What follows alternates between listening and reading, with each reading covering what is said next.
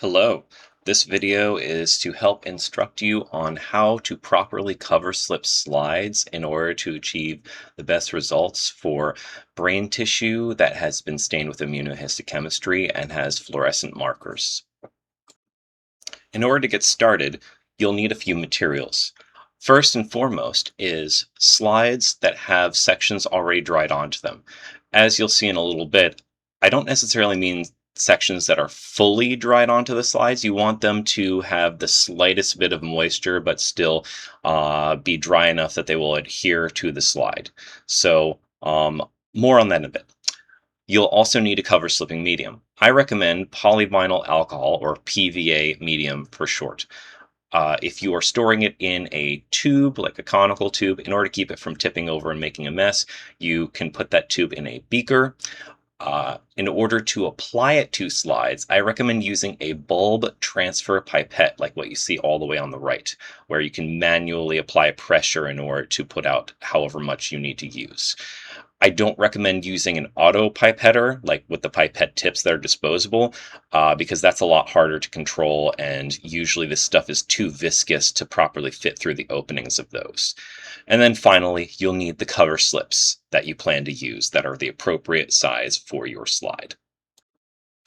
In order to save on costs, you can make your own PVA cover slipping medium in your lab.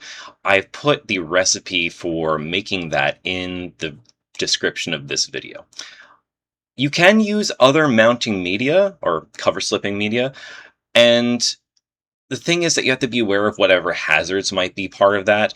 So people often use things like Permount or DPX, and those you really need to be using in a fume hood because they have toxic fumes, carcinogen fumes in particular. And also, with some of those types of cover slipping media, they are not compatible with certain fluorescent molecules. So, by applying those media, the fluorescent molecules will often be completely disrupted in a way that gets rid of the fluorescence. So, do beware of that. Regarding the section drying, here is in this first picture an example of what sections look like when they are just lightly dried. Dry enough that they will stick to the slide, but not so dry that you've taken out all of the moisture content from the sections.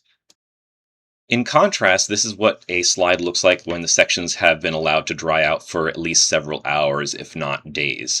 And this isn't necessarily a good thing because when you sap all of the moisture out of the sections, that leaves a lot of crevices where air can build up, so that when you apply the cover slipping medium, you don't see the air that's going to leach out of the sections and create air bubbles later. So this is why I don't recommend over drying your slides. Now for the actual cover slipping process. When you're trying to withdraw this PVA substance, keep in mind that it's very viscous. You want to apply a continuous sort of pressure so that you're sucking in the PVA but not sucking in any air. One thing that I strongly recommend you avoid is sucking in air into your PVA pipette or pushing back air bubbles into the PVA medium. That will create foam, it'll create air bubbles that'll go onto the slides, and it'll generally create a mess that's really hard to work with. You can create a thick line of PVA across the slide. Here in this first example, I created sort of a T-type shape where on the left edge I created a vertical line and then connected that to a horizontal line. You want to provide enough PVA. Having too much is far better off than having too little PVA. In this example, I just applied a horizontal line, and it was enough in order to make sure that all the sections were coated. If you give it enough time, the cover slip will squish out the PVA to cover all the sections, as you'll see in a bit. When you're done applying PVA to just one slide at a time, what I recommend between slides is to just keep the pressure on your bulb pipette, avoid sucking in air to the pipette again, insert it back into the PVA medium, and then just let it rest there while you actually apply the cover slips. You can apply multiple lines of PVA across multiple slides. You just want to avoid having air in any of it, and you want to give your pipette some place to rest so you don't make a gloopy mess. When you're retrieving your cover slip for a single slide, make sure that you don't have two that are stuck together. For applying the cover slip, I do not recommend just plopping it flat down because that will usually trap air bubbles over the sections. To avoid this, I recommend having the left edge of the cover slip touch the leftmost edge of where the PVA glob is on the slide, and then slowly with your right hand letting the cover slip flatten down on its own by gravity. If you've applied enough PVA liquid onto the slide, then it should spread out across all the sections. If you did not, you will quickly learn that it did not spread out enough and you will have a tricky time trying to put PVA in and around the cover slip. It's possible, but I recommend getting it right the first time. Again, here, when we're putting down the cover slip, you'll notice that I'm just using my left hand to help line up the cover slip with the slide and the PVA. I am not using the left or right hand to apply pressure onto the cover slip because otherwise it will break. They are very fragile. It's not the worst thing, but you don't want to use broken cover slips.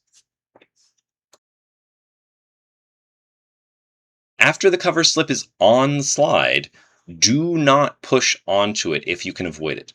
You can try to lightly press on it with maybe a pencil eraser or something like that in order to get air bubbles to squish out the sides, but do not automatically press down on it. What will happen is if you press down on it too much, you'll push out the PVA, it'll dry, it'll shrink back, and then a bunch of sections will be exposed, defeating the purpose of even applying it in the first place. Although you could leave the PVA covered slides to just dry on their own, I don't recommend this because of the air bubble issue you'll see in a bit.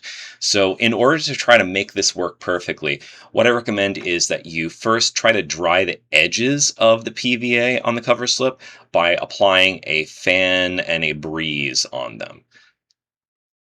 After about 15 minutes to a half hour, you can try pushing on any PVA residue sticking out from the edge of the cover slip and seeing if it's now gummy. If it's gummy enough, the cover slip will stay in place even if you hold the slide upright, and there shouldn't be any PVA liquid draining or drooping off of the slide at this point.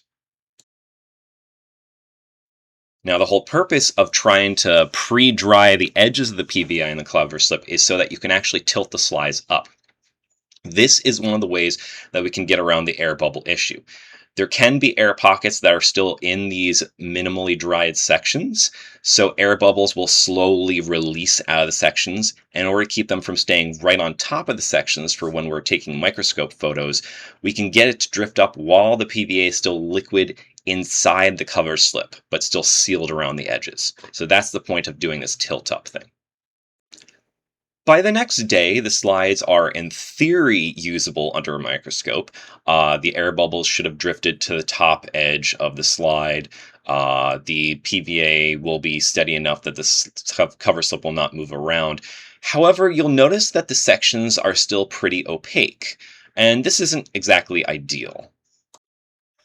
When you leave enough time for the PVA to dry out internally, so it'll kind of it'll cure, as they say, into a resin, um, the sections will become pretty transparent, like very translucent, almost transparent.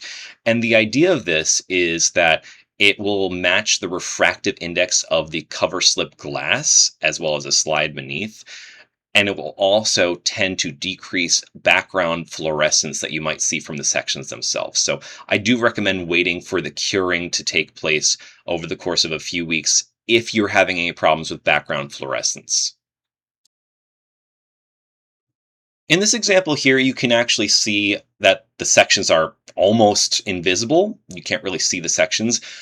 Unfortunately, you can see the air bubbles. In this case, we just left the slide to sit as is, and so the air that was trapped in the sections has slowly drifted out and is now overlapping on top of the sections. This will kind of screw up the microscopy a little bit, so this is why I'm so particular about air bubbles forming over sections, and to beware of that. So once you have these cover slip specimens, I find that, at least with the dyes I use, The specimens actually are stable even at room temperature for years. You can still go back and take microscope photos and they're still pretty reliable. If you have more weak fluorophores that you're trying to picture under a microscope, you may want to store them in the fridge. You can store them even in the freezer, but only do that once they're fully cured. If you store them too early, the PVA will freeze and it'll create ice type formations that might disrupt the cellular structures in the tissue. So you probably don't want to do that prematurely. All that said, that's all the details about cover slipping. So have fun snapping microscope photos on your completed slides.